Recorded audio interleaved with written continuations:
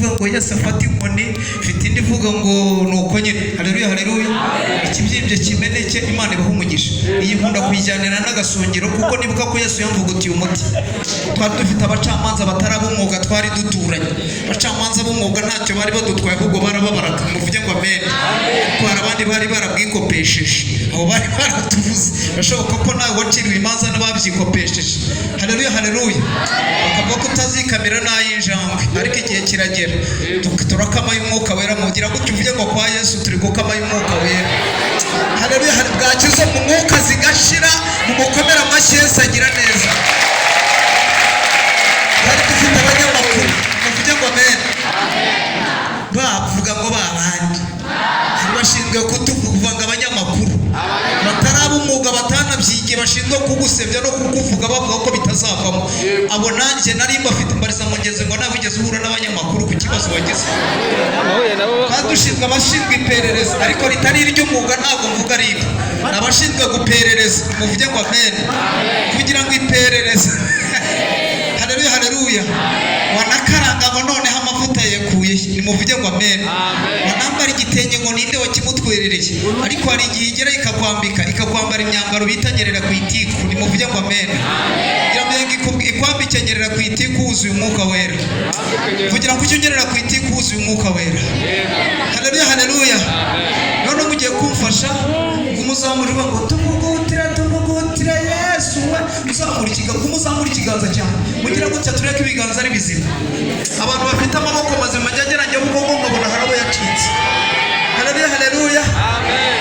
Nitugera muri kose ubundi mujye muzamura amaboko. Dufa n'umugo bitetse watsindiye igitego igorogota, umwe w'ikinyere rero gatabukamo kabiri. Ababyeyi ntabwo twabakabe turi hamwe mu mwarubatse urukuta hariya bari, ariko Yesu urukuta rwari hagati yarukuyemo, nabo binjira hera batangira gutambira Imana.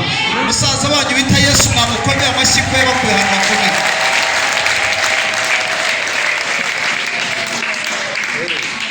Haleluya. Muhaguruke turirimbe ino ndirimbo ubundi twinjiremo neza. Imana ibamugisha. Hagarara mu mwanya wawe ufate ikibazo wazenye. Reka buriya twatangiye gusenga.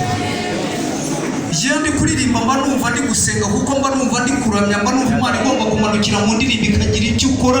Ngira mugeze ngo bikurura byakira, Imana ikuremera igitangaza.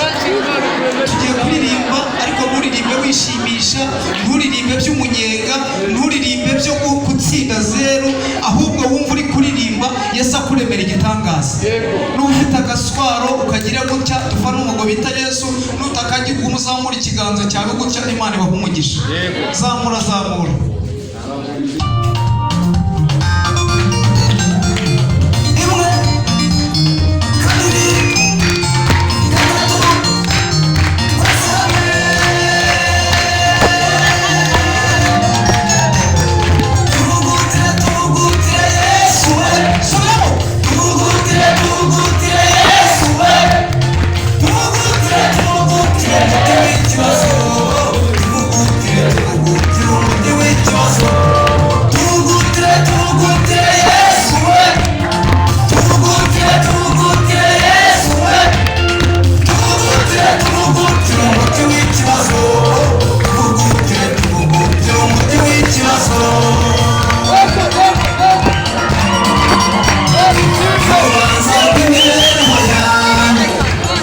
Urubanza rw'imivukire yanjye, urubanza rw'imivukire